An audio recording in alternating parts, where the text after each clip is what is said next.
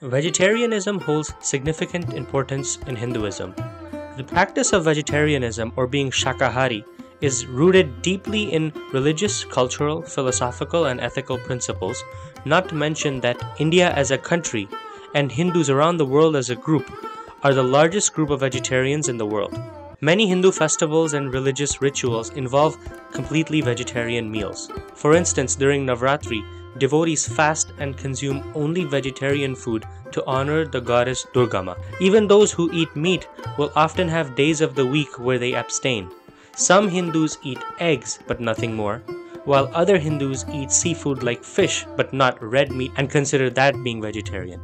So even the definition of what it is to be vegetarian is quite interesting amongst different Hindus. Certain sects, like Jains in particular, even avoid certain vegetables that are harvested from the ground, like garlic, onion, and potatoes. So here's an overview of the history and significance of being vegetarian from a Hindu perspective. But before we begin, please consider supporting our work in sharing about different topics of Sanatan culture by liking, sharing, and subscribing. Thank you. The concept of following some form of vegetarianism is not new to the Dharmic fold. The earliest scriptures of Hinduism, like the Vedas, contain references to reverence for all life forms. While the Vedas don't explicitly mandate vegetarianism, they do emphasize the concept of ahimsa, or non-violence, which forms an ethical foundation of Sanatan Dharma. Ahimsa entails minimizing harm to all living beings. Philosophical texts like the Upanishads further developed on this concept of ahimsa and advocate for having compassion towards all creatures. They emphasize that all life forms are interconnected and suggest that harming others ultimately brings harms to oneself and views everything as a manifestation of the divine. Vegetarianism, in a way, reflects this respect by abstaining from consuming animals and thereby acknowledging their divinity, their intrinsic worth. Texts like the Manusmriti or the Mahabharata provide more guidelines on dharma, which is righteous living. While they don't universally mandate vegetarianism, in fact many characters from these stories ate meat, but they do promote a respect for life and discourage unnecessary violence.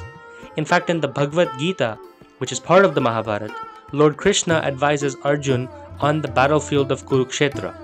And while the text doesn't explicitly endorse vegetarianism as its main focus, it does uphold the principle of dharma and ahimsa while emphasizing the importance of living life with ethics, taking life only when it is for the right cause, for dharma, and avoiding any form of unnecessary violence.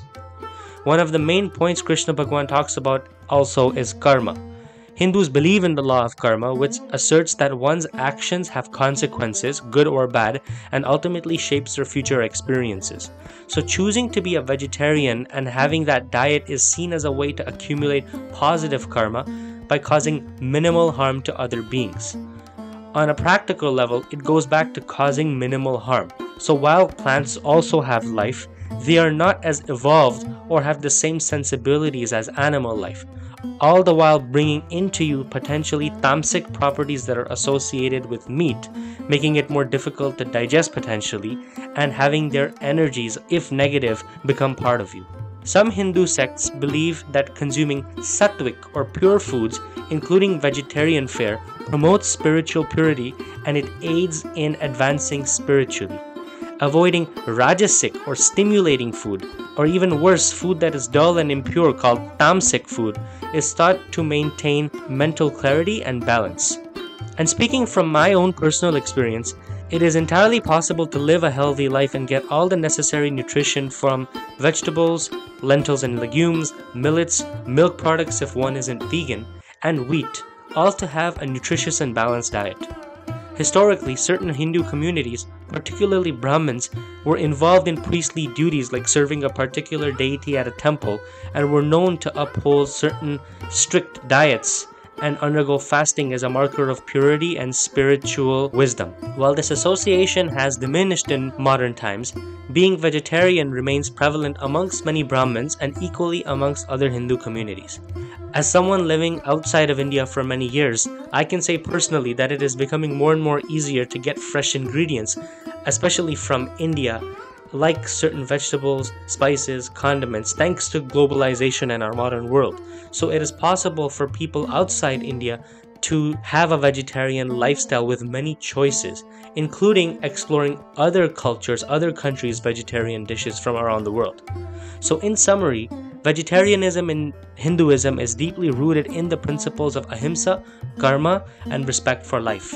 And while it is not universally mandated, it is considered a virtuous practice that promotes spiritual growth, ethical conduct, and harmony with the universe. And lastly, there are so many different varieties in Indian cuisine in particular that I personally believe one can be a vegetarian and eat a new dish every single day for the rest of their lives, never becoming bored with so many different options.